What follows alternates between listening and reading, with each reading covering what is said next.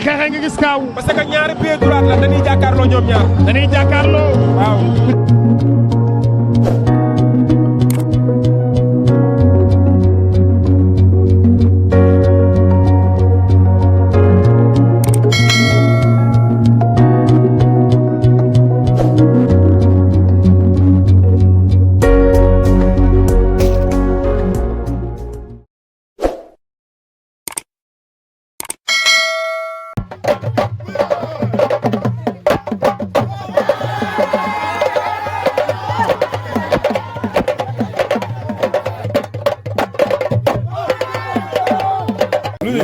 ayca ñi ngi ak Dame Junior. Dame Junior kenn dootu ko présenté gis ngeen ko barki Demba Ndiaye combat bu rëy bi mu bëree moog Ama bu Yarax Dame. waaw sa mag sa xarit Ablaye Diakhaté Diender production dafa taxawal combat bu mag muy am le 24 mai Cheikh Super Jamono ak vite fait lan nga may wax ci combat bu. waaw sunu mag Ablaye Diakhaté ñu ngi lay wax ne waaw ku li waa Guédiawaye yëpp dinañ ñëw ndax Cheikh Super Jamono la ñuy indi. dëgg la yaa ngi dégg ñun waa Guédiawaye yëpp ñu ngi ñëw si lamb ji ñu ngi seetaan nag ñu ngi bëggee lamb yëpp ñu ñëw seetaan ji.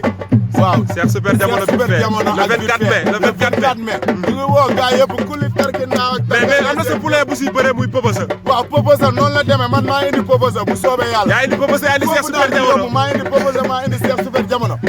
boo repee sax ma tegaale ndënd. waaw noonu la demee nag. ba lay wax ci date boobu pour amateur yi mën ko xaar muy le 24 mai. ñu jox rendez-vous targales yëpp. ndeysaan waaw ndax kenn du la wax. waaw Cheikh Super Jamono doomu dëgg la suñu lépp la. ndeysaan journée bu neex la suñu rakk suñu mag suñu lépp la siy bëre. voilà Poposa waaw kon ñu ngi siy woo monde entier képp kuy dund lamb ñu ngi la siy dëgg la waaw ndax waa Igri Walf ñun ñëpp ñu si biir. Igri Walf loolu la ñuy saf saf kon mën nañ xaar Balen ñëw xaar Dame Junior ñëw.